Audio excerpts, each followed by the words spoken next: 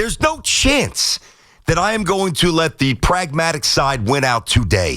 None. So, Dove, if you help me out a little bit here, Dovey, you know what time it is. The New York Knicks. You know what time it is. You know it. Let's go. Roll down the windows. Let's go. Say go New York, go New York, go. Go New York, go New York, go. Say go New York, go New York, go. I'm going to bump this for a little bit. Keep it going, Dovey. Go New York, go New York, go. Go New York, go New York, go. Say go New York, go New York, go.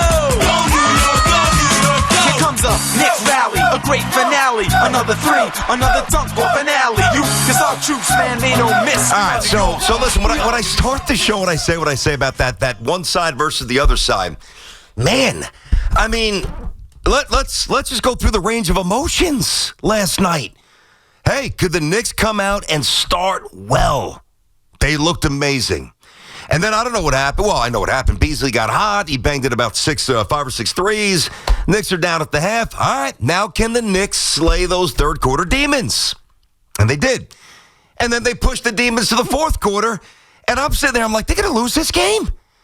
The Knicks are going to be playing in a Game 7 against the Detroit Pistons. And then who saved us? Who do you think? Who do you think? Who, for me, and it's not even contestable at this point. It's not even close. The best Knick that I have ever seen with my eyes. Didn't see Frazier. Didn't see Reed. Didn't see Pearl. Didn't see DeBusschere. Didn't see that crew. First guy I saw, Bernard King. And if you know me, man, you know how much I love Bernard King. I got a Bernard King jersey hanging in my man cave. Then, of course, the big fella, Patrick Ewing. And then this guy comes along. Not drafted by the Knicks, not signed by the Knicks, you know, in terms of like free agency, like before, like out of college. He goes to Dallas, comes here, and we know he's good.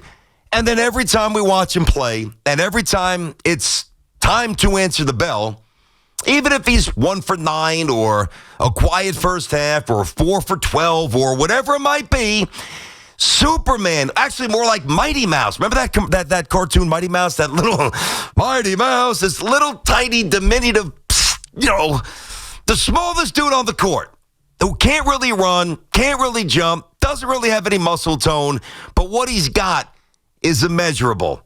He's got the biggest, this one goes out to Sal. He's got the biggest sack on the court, and he's got the biggest heart on the court.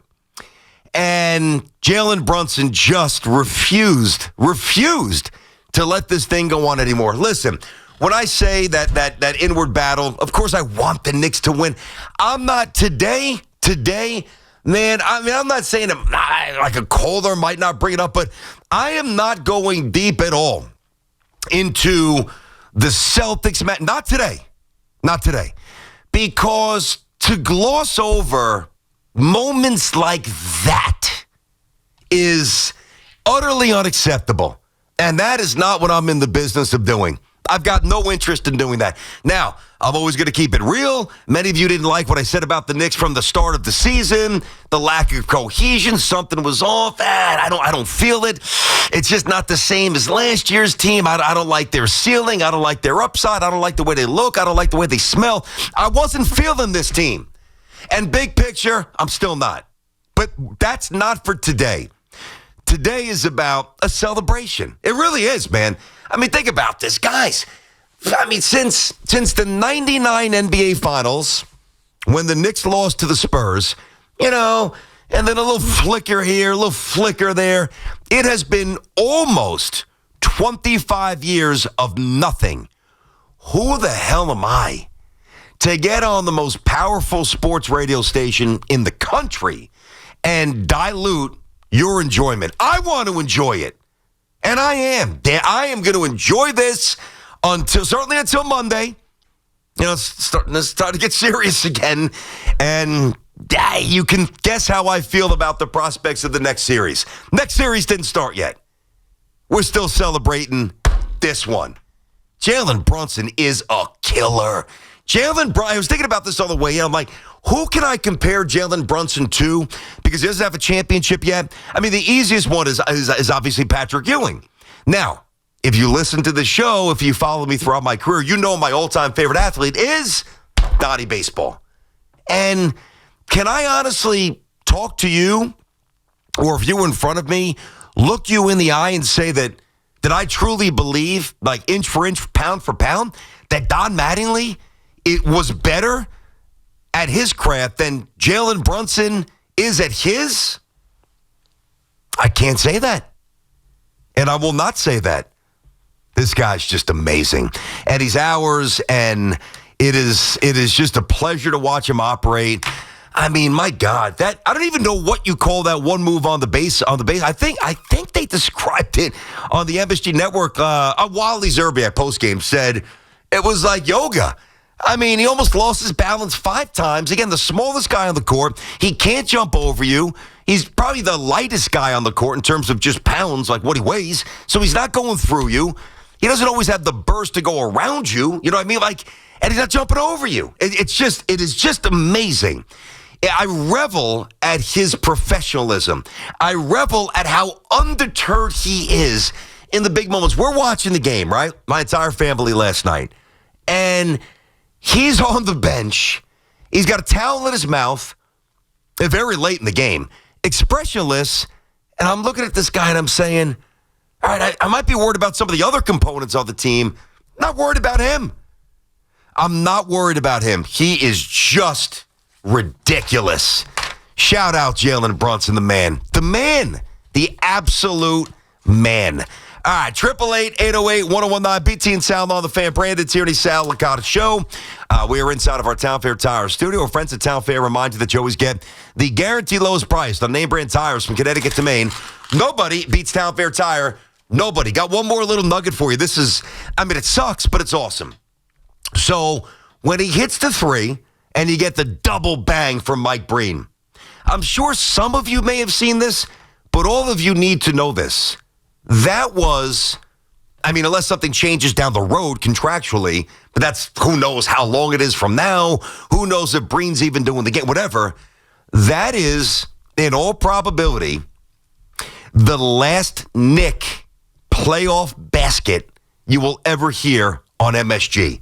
And that's what it was, a 3 to win. Because obviously in round 2 it goes all network. And then I don't know if you saw this, but starting next year, even the first rounds, again, this sucks, goes all network. So round 1 next year, Knicks are a 2 seed, Knicks are a 3 seed, playing the Magic, boom, right to network. Whether it's ESPN or NBA TV, whatever it might be, no more MSG for the playoffs. So the last true, outside of the final call, and he was open, Beasley, breakdown, but I'm not going to get into that. I'm not going to get into the fact that I thought they should have fouled him because he was open. Why risk a tie? Put him at the line. I'm not going to get into that today. But outside of the final call and that dagger from Brunson, that's it. Playoff basketball on MSG. Great stuff. All right, let's get back to you, or let's get to you. Now batting, leading off for the Knick Talk from Brooklyn, Omar. Yeah, Omar, what's going on, buddy? Good morning, DT. I am so happy, and I'm telling you, I told my 7 years old, he's a Brunson fan, right? Yeah. So first 2 baskets when he made it, I said, look like he's going to be Michael Jordan tonight. He said he's going to score 40. I said, 40? I said, okay. He looks like he's passionate tonight for 40. He did 40, and I'm telling you, whatever they say, look, he's not athletic enough. He cannot jump over anybody. He looked like, I tell my brothers, look at him. He's the closer. He does not move faster. Everybody going closer. He's not a great defender, but he's the closer. He's the one who gets a ball in his hand, and I can feel that he can make that play. And I never had that feeling with Patrick Ewing. Sorry, I did not. I never see 1973 championship. So this is a player in last 30 years that I know last 2 minutes, if we are in the ball game, he can make it happen. And that's what I always said Michael Jordan is the best player I have ever seen. Because his passion not to lose, the compete level. The best part of Brunson is a compete level. I'm talking about the same picture when he has a towel, and they were focusing when they were reviewing it that he might have a hardware play that he was doing, and he has a towel, and he was still focused. So much focus, so much attention. There is nothing that can degrade. On closing on the other floor, he can do it. When he didn't do it in Game 5, I was tired, but 100% I will take my chances with this guy. He's the best closer. I can say it. He is the best closer in this league right now. This league. Nobody, that's why he's the clutchest player, and nobody is even close to him. He is the best closer that the Knicks has ever seen. He is the best closer in this league right now, and we are getting ready. 3 days rest. Boston Celtics, bring them on. Tell the defending champion we are ready. You can't start the show better than that. Omar, awesome call, man. Great job. Great job. I mean, that just happened by coincidence that he happened to be the first one. And I'm like, all right, how can I rile him up? Because I know that all you guys love when Omar gets riled up. But I'm like, no, I'm not doing that. I'm telling you, I'm not coloring outside my self-imposed boundaries today. I am a Knicks fan. I love the Knicks. I mean, I won't be so cocky, even though I believe this. I won't be so cocky to say more than anybody, but I will certainly say as much as anybody. And I've told you many times, been very transparent about this. I hate what they've done to me this year because the expectation and the feeling from last year and where I was and where I thought the organization was, it didn't sync up during the season. You know, we know the record, 0-10, Cavs, Celtics, Thunder, whatever. We know about that. We know, or at least we strongly feel that this series should have been over. All right, little gentleman sweep. We'll give you one. Get lost. Just get out of here. We'll beat you in 5. But it was this close to being Game 7. And we've talked about a lot of the problems with this team. Hey, how about Mikal Bridges flushing down that lefty yoke? I mean, I actually heard that in the car, picking up my son from baseball practice. I mean, that was, I'm not even going to bore you with the dance and the juggle that I had going on with that, the DVR, the radio. And I didn't miss a second, but it was an interesting way of piecing together a very important night. And I'm like, all right, it was a great call. And I'm like, does that match? Because sometimes you hear something in the car, you're like, all right, I can't wait to go see it. And does it match it? And I'm like, ooh, as soon as I got back home, I rewound. I'm like, yes, it perfect. I mean, so that play, Bridges tip. I mean, they don't win the game if he doesn't come weak side tip. They didn't. I think it was his left hand as well. I know the dunk certainly was. I mean, just a fun night. And I'm going to suspend, the criticisms and the reservations, and as well as anybody what I've said about this team this year. Not today. Not happening today. I'm not going to be that guy that rains on the parade. All right? There's certainly a positive Tom. He's got his character. I'm not about character. I'm just telling you I'm about appreciation. And I appreciate that man for what he did last night. And Omar brought something up. And I mentioned Patrick Ewing's name early in the monologue, right? The Mattingleys, the Ewings, the New York icons who never won a championship. And if it ever gets to that point and Brunson never does, I mean, I think he's past both of them because I know he's a better Knick than Ewing. People think I'm nuts. First time I said that, South thought I was out of my mind. I stood by it then. I'll stand on it now. Better than Ewing. And Omar just brought up Patrick in the regard. Now, you got to be old enough to remember this. When Patrick Ewing got the ball late, I was terrified. I'm not going to lie to you.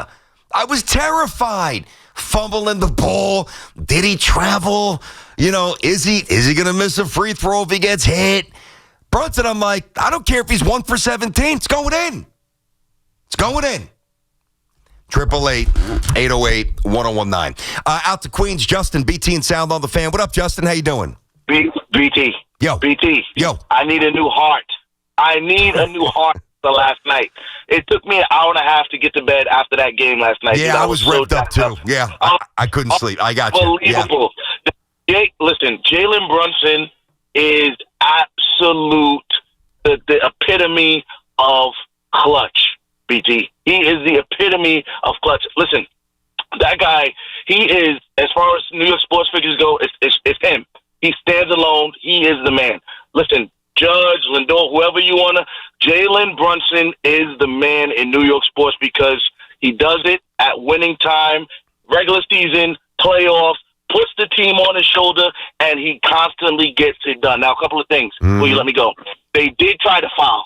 We watched the game 3 times. I didn't see it. It was a quick one. They didn't do a good job of it. I'll tell you exactly. On the inbound, yep.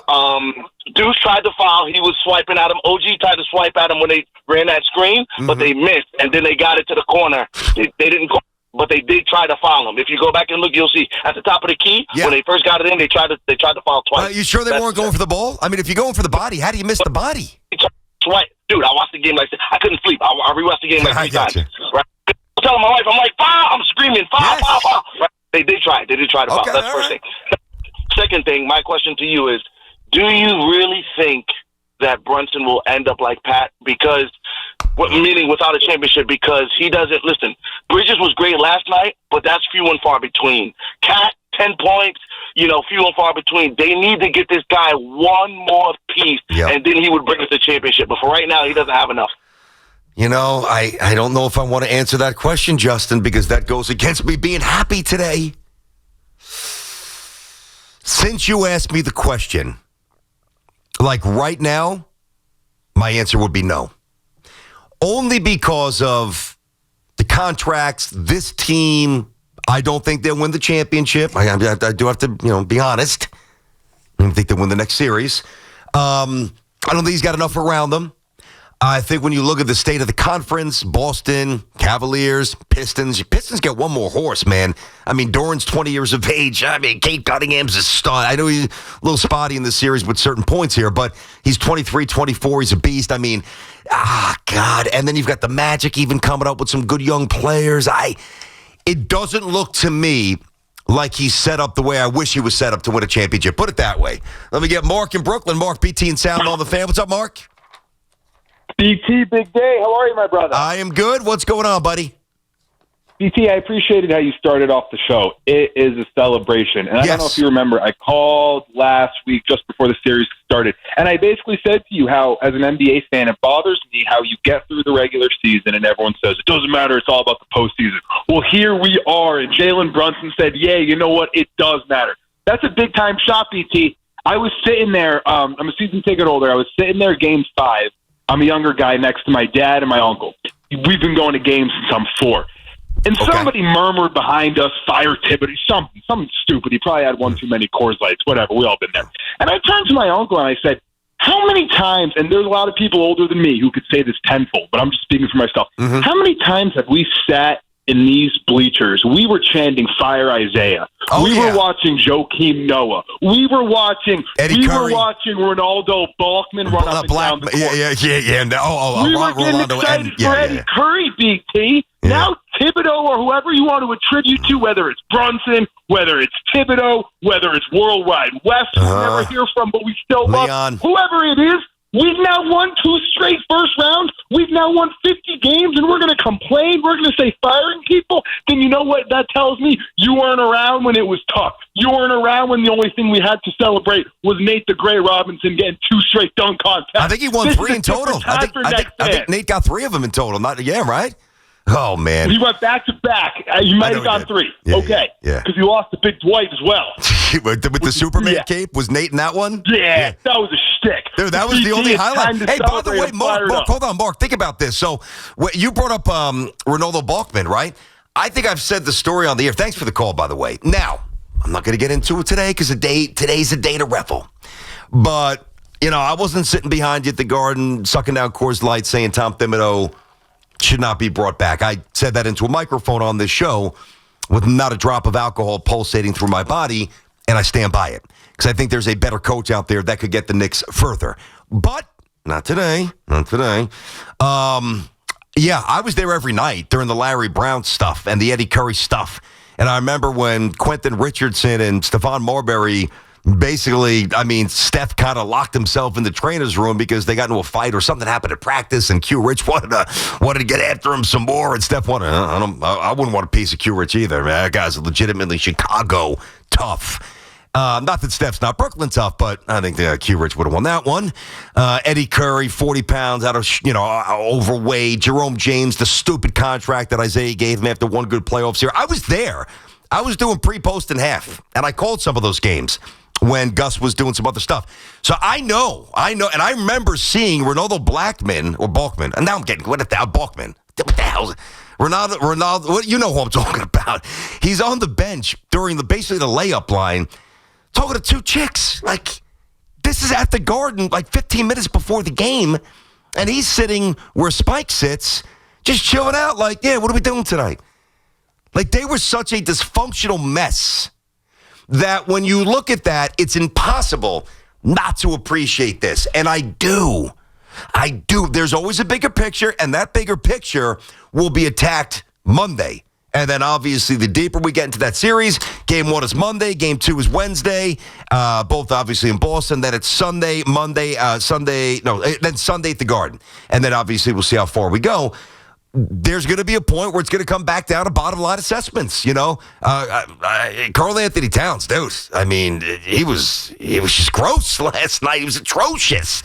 That second free throw, he barely hit the rim. You could tell how tight he was. He threw some horrendous passes. I mean, there's a lot to not like, but I'm not doing it today. I'm going to appreciate the killer. That is Jalen Brunson.